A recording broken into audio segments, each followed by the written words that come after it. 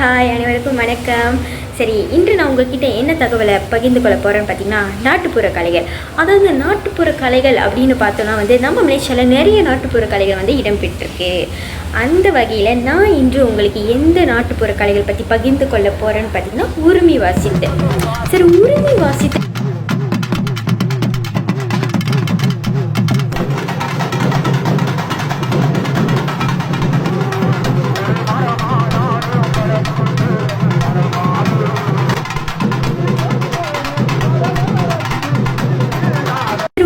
வாசித்தல் அப்படின்ற பார்க்கும்போது எந்த இடத்துல நம்ம ரொம்ப அதிகமாக பார்க்கலாம்? இந்த திருவிழாக்களில், இந்த ஊர்வலத்தில், அப்புறம் இந்த விசேஷ நாட்களில், இந்த வீட்டில் ஏதாச்சும் விசேஷம் நடந்தாலே உரிமை வாசிக்கிறதுக்கு கூப்பிடுவாங்க. ஏன்னா அந்த உரிமை வாசிக்கிற சத்தமே எல்லாத்துக்கும் ரொம்ப பிடிக்கும் இடத்துக்கு. ஸோ அந்த உரிமை வாசிக்கிறது இல்லைனாலே ஒரு மாதிரி ரொம்ப அமைதியாக இருக்கும். ஆனால் அந்த உரிமை வாசிக்கிறது பார்த்தாலே எல்லாத்துக்கும் ரொம்ப அந்த அந்த அந்த அந்த சத்தமே அவங்களுக்கு ஒரு அவ்வளோ மகிழ்ச்சியை கொடுக்கும். அந்த திருவிழா நாட்கள்லாம் அந்த சத்தத்தோடு அவங்க அந்த சாமி கும்பிட்டுக்கிட்டு போகிறப்ப பார்க்குறதுக்கு ரொம்ப அருமையாக இருக்கும். இப்போ நம்மளோட இணைய வலைத்தளத்திலே பார்த்தீங்கன்னா, அதாவது டிக்டாக் பேஜில் நீங்கள் பார்த்தீங்கன்னா, ஸ்க்ரோல் பண்ணும்போது நிறைய உரிமை வாசிக்கிற வீடியோவை நம்ம காணலாம். ஏன்னா அந்த அளவுக்கு நம்மளோட மக்கள் வீடியோ எடுத்துகிட்டு டிக்டாக் பேஜில் போட ஆரம்பிச்சிட்டாங்க. ஏன்னா அந்த அளவுக்கு நம்ம உரிமை வாசிக்கிறது பிரபலமாகிக்கிட்டே போகுது. இந்த உரிமை வாசிக்கிறது பார்த்தீங்கன்னா, இப்போ ஒரு இடத்துல மட்டும் இல்லைங்க, நிறைய இடத்துல நம்ம பார்க்கலாம். கடா, பேரா, ஸ்லேங்கோன்னு சொல்லிட்டு நிறைய இடத்துல நம்மளோட மலேசியா மக்கள், அதாவது தமிழர் மக்கள் ஒரு கிளப்பு திறக்க ஆரம்பிச்சிட்டாங்க. ஒரு பெயர் கொண்ட ஒரு உரிமை வாசிக்கிற ஒரு கிளப்பை திறந்து அந்த இடத்துல நிறைய இடத்துல போயிட்டு உரிமை வாசிக்க தொடங்கிட்டாங்க.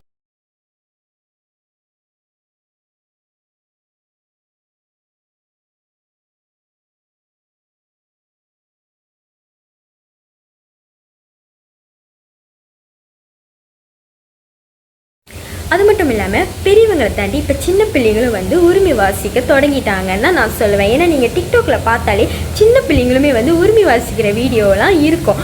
அந்த வகையில் நீங்கள் பார்த்தீங்கன்னா அந்த பிள்ளைங்களுமே நம்ம உரிமை வாசிக்கணும் அப்படின்னு சொல்லிட்டு ஆர்வமாக இருக்கு.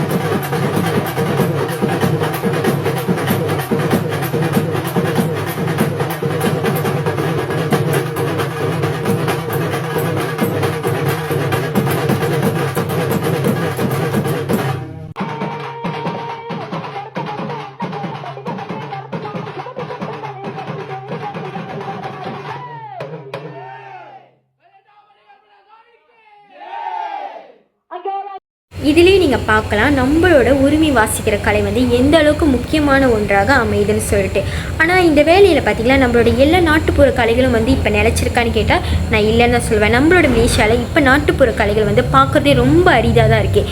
அந்த ஒப்பிட்டு பார்க்கல நம்ம இப்போ நம்ம உரிமை வாசிக்கிற கலையை நம்ம பார்க்கலாம். ஆனால் அதுவுமே இப்போ எப்பயுமே நிலச்சிருக்குமான்னு கேட்டால் நம்மளுக்கு அதுக்கு பதிலே கிடையாது. காரணம் என்னன்னு பார்த்தீங்கன்னா, நம்ம உரிமை வாசிக்கிற கலைஞர்கள்லாம் இப்பயும் பார்த்தீங்கன்னா நிறைய சிக்கல்கள், சவால்கள்லாம் பார்த்துக்கிட்டு தான் வராங்க. நம்மளை பொறுத்த வரைக்குமே அதில் எந்த தடைகளும் இருக்கான்னு தான் நினைப்போம். ஆனால் அவங்களோட பார்வையில் கண்டிப்பாக பார்த்தீங்கன்னா அவங்க நிறைய சிக்கல்லாம் கண்டடிச்சுக்கிட்டு தான் அங்கே வருவாங்க. இந்த வேலையில் நான் உரிமை வாசிக்கிற கலையை பற்றி இன்னும் நிறைய தெரிஞ்சுக்கணும்னு ஆர்வப்பட்டு ஸ்லேங்கூர் மாவட்டத்தில் இருக்கிற ஒரு அண்ணக்கிட்ட நான் புலான வழியாக நிறைய கேள்விகள் நேர்காணல் பண்ணியிருந்தேன். அந்த வகையில் அவர் இதுக்கு முன்னாடி இந்த உரிமை வாசிக்கும் போது அவரோட பின்னணி எப்படி இருந்துச்சு, அவர் ஒரு கலைஞராக என்னென்ன சிக்கல்களை எதிர்கொண்டார், என்னென்ன சவால்களை பார்த்தாருன்னு சொல்லி அவர்கிட்ட நிறைய கேட்டு நான் தெரிஞ்சுக்கிட்டேன். இந்த வேலையில் நான் தெரிஞ்சுக்கிட்ட விஷயத்த நீங்களும் தெரிஞ்சுக்கணும்னு நான் ஆர்வப்படுறேன். அந்த வகையில் நான் அதுக்கான காணொலியும் நான் கீழே இணைச்சிருக்கேன். அதை நீங்கள் பார்த்து தெரிஞ்சுக்கணும். வணக்கம் அண்ணே, நான் என்னோட கேள்விகளை கேட்க தொடங்குறேன். அதுக்கு முன்னாடி முதல்ல உங்களுக்கு ஒரு மிகப்பெரிய நன்றியை சொல்லிக்கிறேன். ஏன்னா எனக்காக நேரத்தை ஒதுக்கி நான் கேட்குற கேள்விக்கெலாம் பதிலளிக்க தயாரானதுக்கு.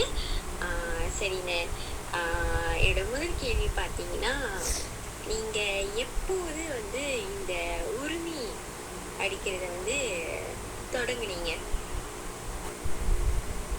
வணக்கம் ரஞ்சிதா. வணக்கம். நான் 16 வயசில் உரிமை அடிக்க ஆரம்பித்தேன். ஸோ ஒரு 4 வருஷம் வாசித்தேன். வயசு வரைக்கும் வாசித்தேன். அதுக்கு வந்துட்டு ஒரு 21 வயசில் வந்துட்டு சொந்தமாக டீம் திறந்து ஸோ இப்போ ஒரு டீம் வச்சு ரன் பண்ணிட்டு வந்துட்டு இருக்கேன். பார்த்தீங்கன்னா இந்த உரிமை வாசிக்கிறதுக்கு கண்டிப்பாக உங்களுக்கு ஸ்டார்டிங்கில் ஒரு குரு இருந்திருப்பாங்கல்ல, அவங்க தான் உங்களுக்கு கற்றுக் கொடுத்துருப்பாங்க. ஸோ அவங்கள பற்றி கொஞ்சம் சொல்லுங்கள். நீங்கள் அவங்கக்கிட்டேருந்து என்ன கற்றுக்கிட்டீங்க அப்படின்றத பகிர்ந்து கொள்ளுங்கன்னு. ஒரு வந்துட்டு எனக்கு ஒரு 7 வயசு இருக்கும்னு நினைக்கிறேன். 7 வயசு 8 வயசு இருக்கும் போது அவர் வந்துட்டு பழக்கம். ஸோ நாங்கள் அப்படி பார்த்துப்போம், பேசிப்போம். ஸோ அவங்க வந்துட்டு இந்த மாதிரி இப்போ நான் சின்ன வயசுலலாம் உரிமை அடிக்கணும் இருக்கும்போது அவங்க கூட்டிகிட்டு போயிட்டு சும்மா ஒரு ஜாமான் பம்பையை கொடுத்து இந்த அடி அப்படின்னு சொல்லி கொடுத்தாங்க. அப்போ அவங்க தான் அது சொல்லி கொடுத்தாங்க. ஸோ ஸ்டார்டிங்கில் வந்துட்டு பம்பை மட்டும் தான் அடிச்சுக்கிட்டு இருந்தேன். ஸோ அது வந்துட்டு இன்னொரு டீமுக்கு போனேன். இன்னொரு அண்ணர் பாட்டு பாடிக்கிட்டு இருந்தாங்க. ஸோ அவங்க வந்துட்டு தண்ணி சாப்பிடுவாங்க. ரொம்ப தண்ணி சாப்பிட்டு தான் வாசிக்கிற இடத்துலலாம் பாட்டுலாம் பாடுவாங்க. அவங்க சொல்லி கொடுத்தது தான் பாட்டு பாடுறது, இப்படி பாட்டு பாடுன்னு சொல்லி கொடுத்தாங்க. ஆனால் இப்போ அவங்க இல்லை, இறந்துட்டாங்க. அதுக்கு வந்துட்டு இப்போ நான் தவுள் வாசிக்கிறது வந்துட்டு பார்த்து நானே வாசிக்க கற்றுக்கிட்டேன். ஸோ எனக்கு இது அடியில் எதுவும் தரலனாக்கா கூட்டாளி ஒருத்தவங்க இருக்காங்க. ஸோ அவங்கள்ட்ட கேட்பேன். அவங்க அப்பப்போ இந்த அடி அவங்க அடித்து கட்டுவாங்க. அந்த மாதிரி அடியை நான் பார்த்து கற்றுக்கிட்டது தான் தவுளி. ஏன்னா முதல்ல வாசிச்சது வந்து பம்பை தான் வாசித்தேன். அது வந்துட்டு இன்னொரு இதுக்கு முன்னுக்கு ஒரு டீமில் இருந்தல, அந்த டீமில் வந்து பாட்டு பாடுறவங்க தான் எனக்கு பாட்டு பாடுறதுக்கு சொல்லி தந்தாங்க. அவங்க தண்ணி சாப்பிடுவாங்க. வயசு அவ்வளோ வயசுன்னு சொல்ல முடியாது, ஒரு 40 வயசுக்குள்ளே தான் இருந்துச்சு அவங்க இறக்குறப்ப. அப்போ அவங்க இறந்து ஒரு 4 வருஷம் ஆகுதுன்னு நினைக்கிறேன். இரண்டாவது கேள்வி, இந்த உரிமை வாசிக்கிற ஆர்வத்தை உங்களுக்கு தூண்டியது யாருன்னு, யார் மூலியமா உங்களுக்கு இந்த உரிமை வாசிக்கிற ஆர்வம் உங்களுக்கு ஏற்பட்டுச்சு? ஆர்வம் ஏற்பட்டுச்சு, தூண்டுதல் இதெல்லாம் வந்துட்டு எல்லாமே சாமி பாட்டுனால. ஸோ நான் சின்ன வயசுலேருந்து வீட்டில் ரொம்ப சாமி பாட்டு போடுவாங்க.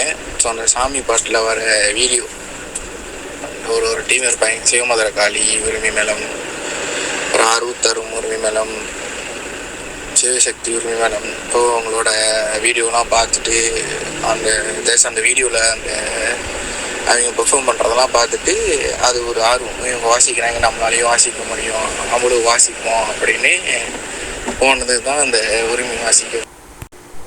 அடுத்த கேள்வி பார்த்தீங்கன்னா, இப்போ இருக்கிற காலகட்டத்தில் பார்த்தீங்கன்னா உரிமை வாசிக்கிற கலை ரொம்ப குறைஞ்சிக்கிட்டே வருது. அது உங்களுக்குமே தெரியும். ஸோ அது குறைஞ்சி வர்றதுக்கு அது என்ன மாதிரி காரணமா இருக்கும்னு நீங்க நினைக்கிறீங்க? என்ன சூழ்நிலைனால, என்ன பிரச்சனைகள்னால இந்த நம்மளோட உரிமை வாசிக்கிற கலை குறைஞ்சிக்கிட்டு வருது? எதனால இந்த உரிமை வாசிப்பு குறைஞ்சிட்டு வருதுன்னா, அதுக்கு மொத்தம் 3 காரணம் இருக்குது. ஒன்று, இந்த தப்பு டீம் திறந்தாங்களே, தப்பு மேலம்னு இருக்கும். ஸோ அது திறந்தாங்களே.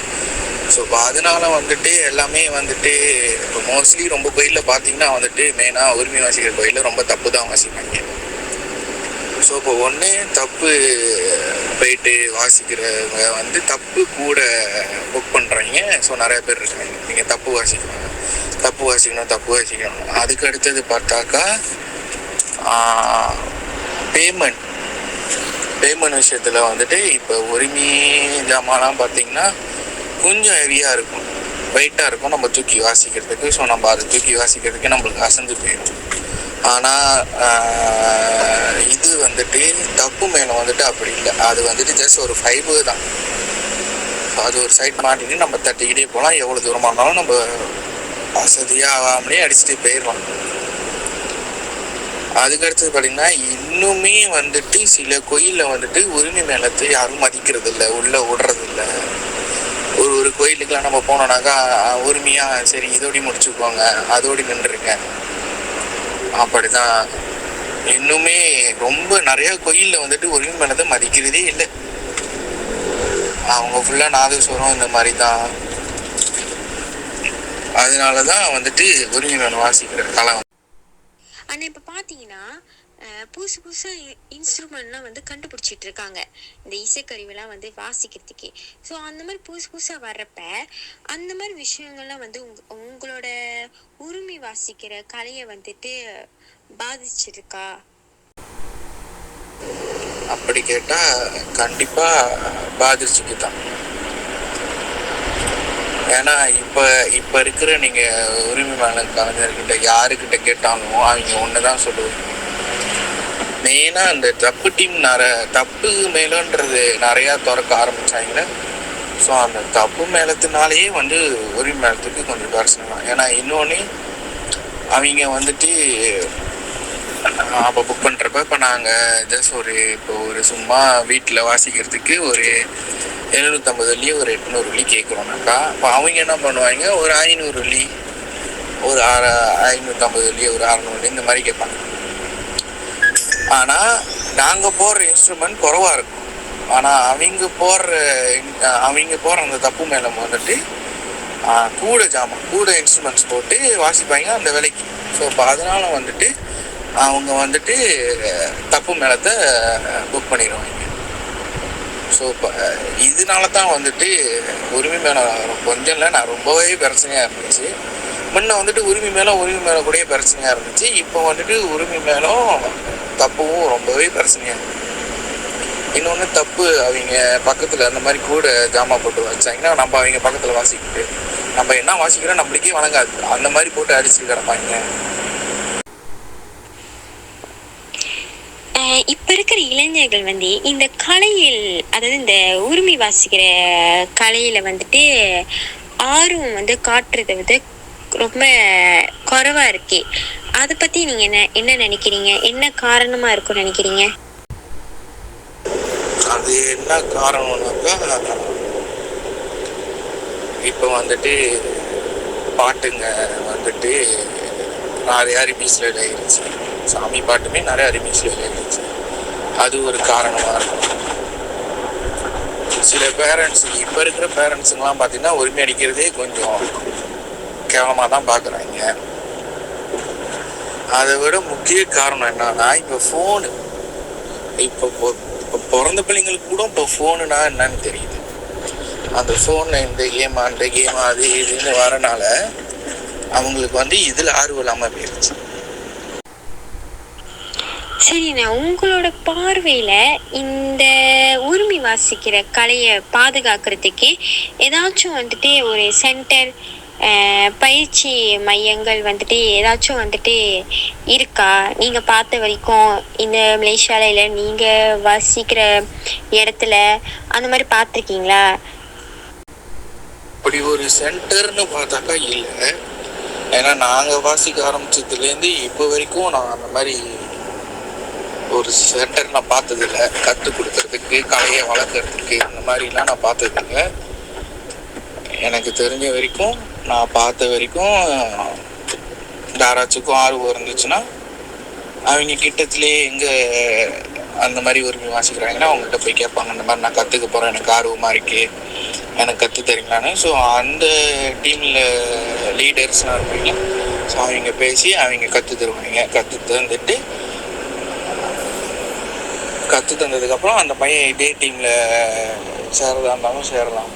மோஸ்ட்லி இப்போ இருக்கிற டீம் பார்த்தீங்கன்னாக்கா வந்துட்டு ஆளே ரொம்ப செக்க தான் பார்ப்பாங்க. ஸோ அவங்க கற்றுத்தரவங்களையும் அவங்க டீம்லேயே வாசிக்கிறதுக்கு கேட்பாங்க. அப்படி அவங்களுக்கு ஓகேனாக்கா அவங்க வந்துட்டு எல்லாம் சொல்லி கொடுத்து அவங்க டீமில் சேர்த்துப்பாங்க.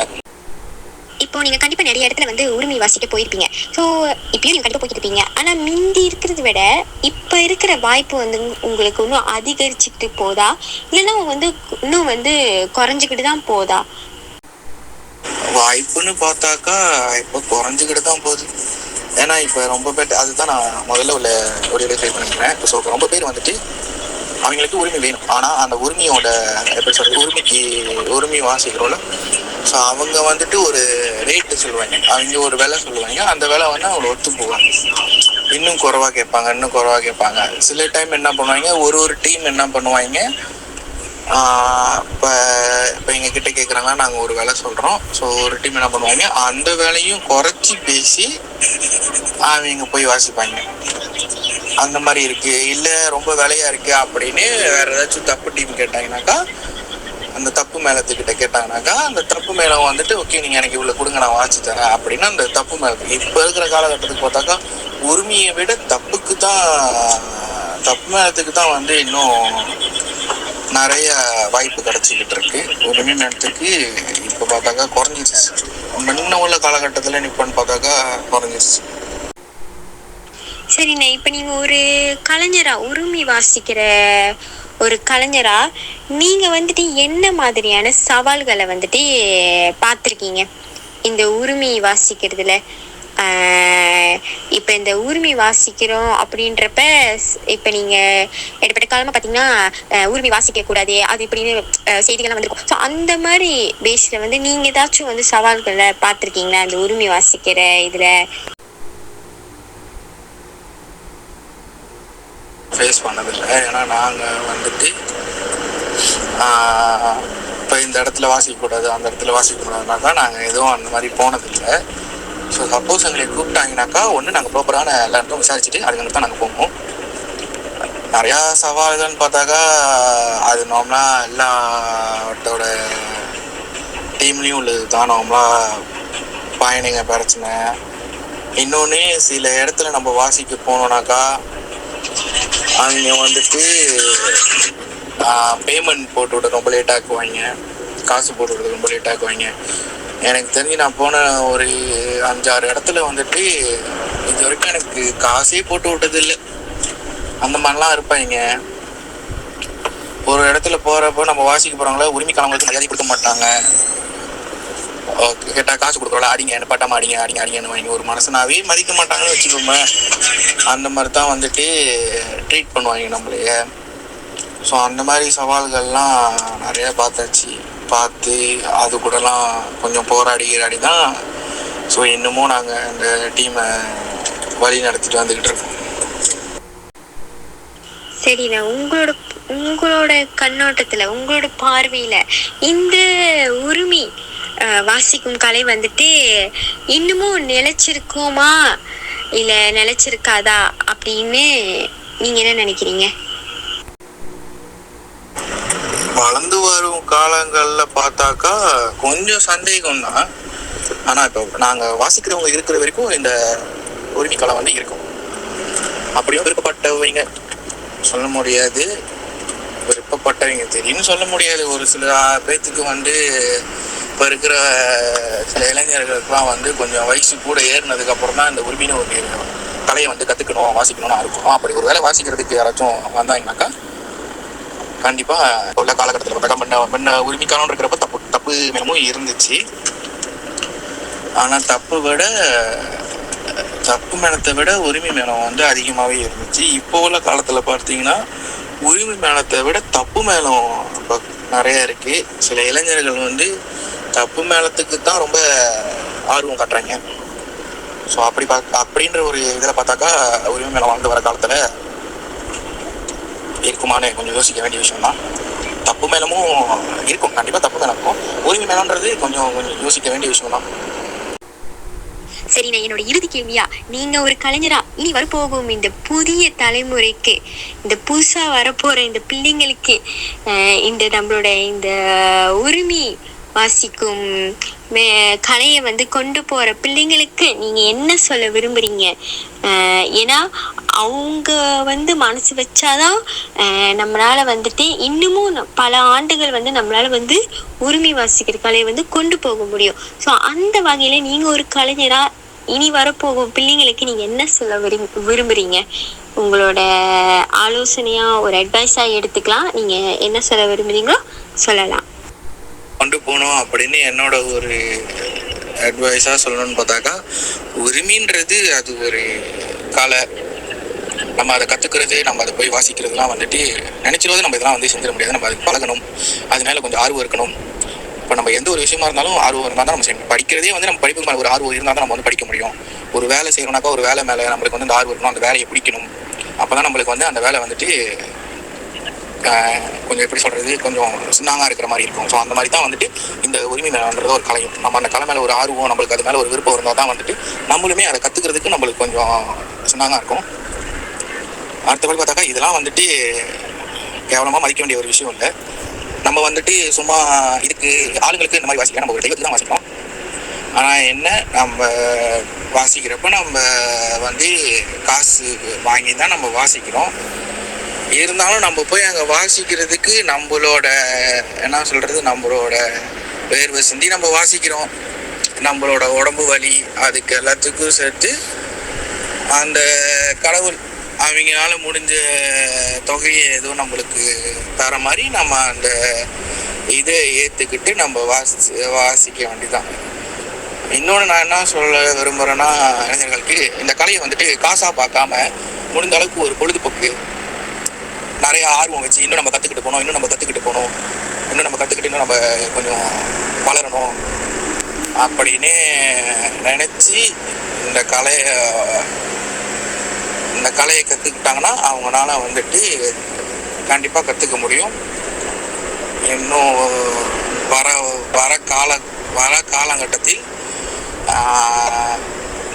காலகட்டத்தில் இந்த உரிமை இன்னும் நிலைச்சு நிற்கும்னு நம்புகிறேன்.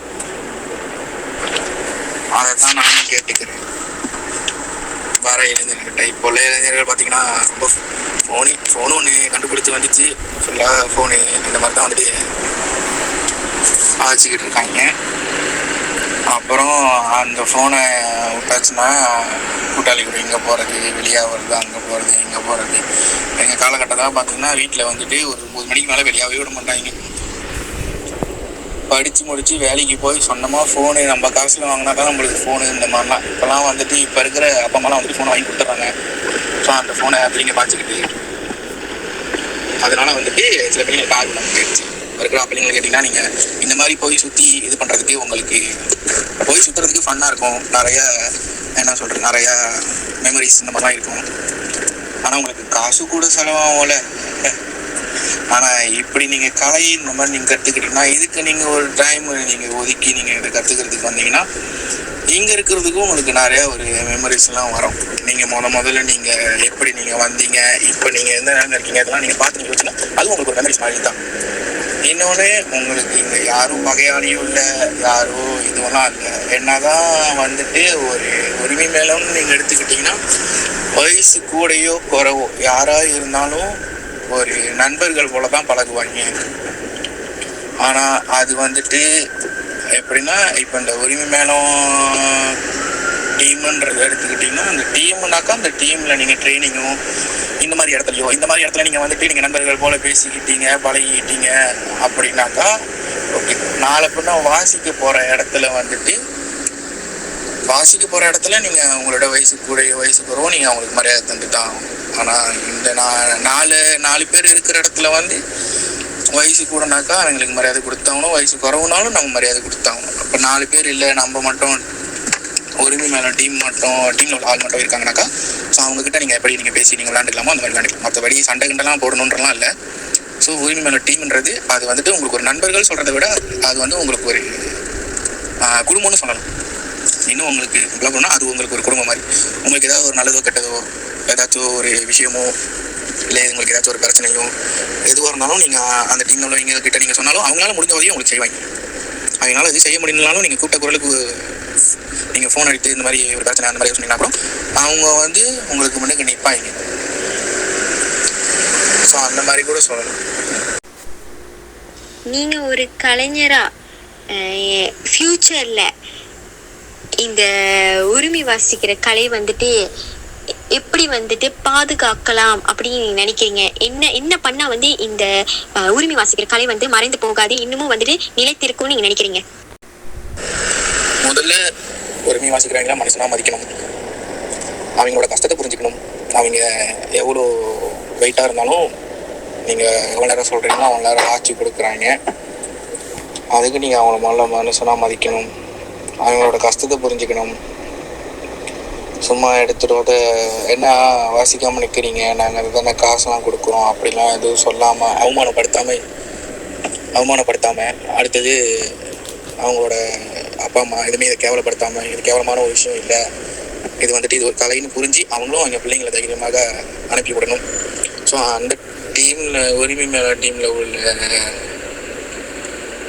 லீடர்ஸ் தலைவர்கள் ஸோ அவங்க அப்பா அம்மாவை பற்றி அவங்க அப்பா அம்மாவோட நம்பிக்கையை கெடுக்காத மாதிரி நடந்துக்கணும்.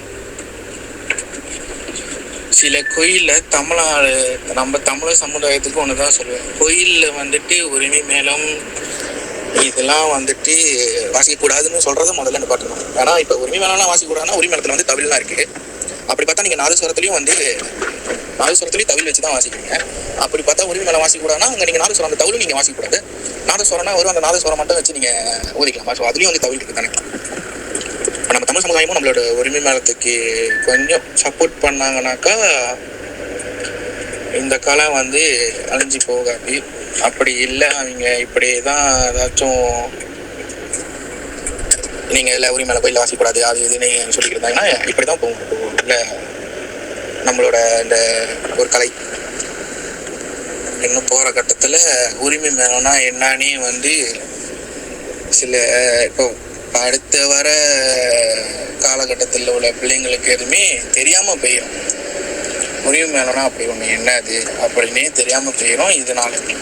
ஸோ முடிஞ்ச அளவுக்கு உரிமை மேலத்தை கேவலமாக பார்க்காம மதிக்காம அவங்களுக்கு ஒரு மரியாதை கொடுத்து அவங்களையும் ஒரு ஆளாக மதித்து கொஞ்சம் சப்போர்ட் பண்ணாங்கனாக்கா உரிமை மேல கலை வந்து எப்படி சொல்கிற உரிமை மேல கலை வந்துட்டு அழியாது, இன்னும் வாழும். சரி, நீங்கள் இந்த காணொலியிலே பார்த்துருக்கலாம் நம்மளோட அண்ணன் வந்துட்டு எந்த அளவுக்கு அவருடைய அனுபவத்தை நம்ம கூட பகிர்ந்துக்கிட்டாருன்னு சொல்லிட்டு, அவர் ஒரு கலைஞராக என்னென்ன சிக்கல்கள்லாம் வந்து எதிர்கொண்டார், என்னென்ன சவால்கள்லாம் பார்த்தான்னு சொல்லிட்டு அவ்வளோ தெளிவாக நம்ம கூட பகிர்ந்துக்கிட்டாரு.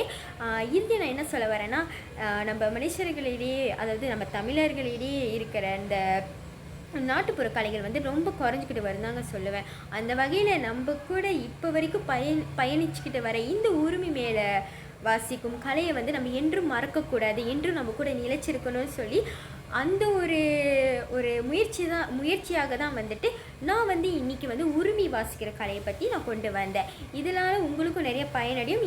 இந்த நல்ல ஒரு தகவல் வந்து மற்றவர்களுக்கும் போய் சேரும்னு நான் நம்புகிறேன். நன்றி.